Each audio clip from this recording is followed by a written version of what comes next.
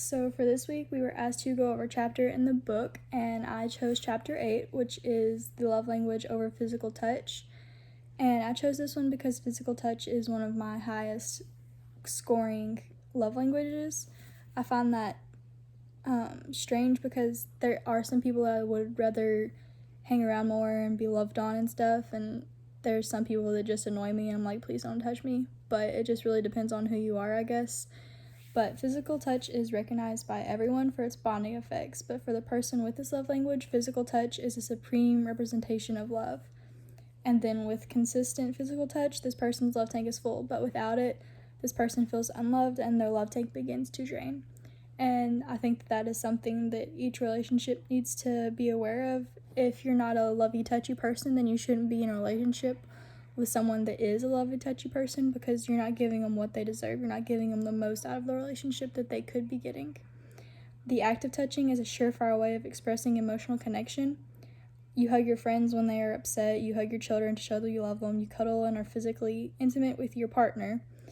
Things like this you see in different relationships, PDA, and that's something that I've found evident in most of my relationships. There is hand-holding and physical touch, things like hugs and different things like that I think are ways that I feel loved.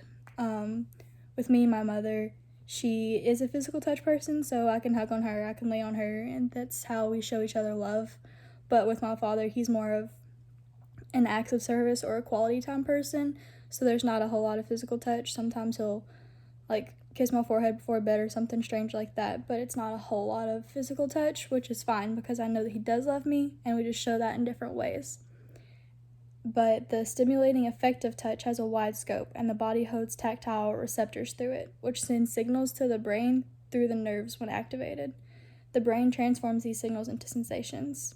So a touch might feel rough or gentle, loving or aggressive, and then warm or rigid. There's different types of touches, and those different types of touches show different types of feelings, different emotions, things like that. And then the right kind of touch will stimulate the right kind of feelings. So a hug is a positive touch, but if you were to slap somebody, that's kind of a negative touch. So there's just different preferences when you are a physical touch person. I like to be hugged, but I don't appreciate when someone slaps me or when someone's being rude. I just don't accept that very well. But physical touch is definitely one of my main ones. I've seen that in several different relationships as well. That always seems to be an issue. The guys never want to hug or make the first move or anything, and then I start to feel unloved, and I'm like, well, maybe you're not the one, so then I just kind of leave. But I think it is important to know each each love language of your spouse. That way you know how to best fit them and how to make the most of their love tank.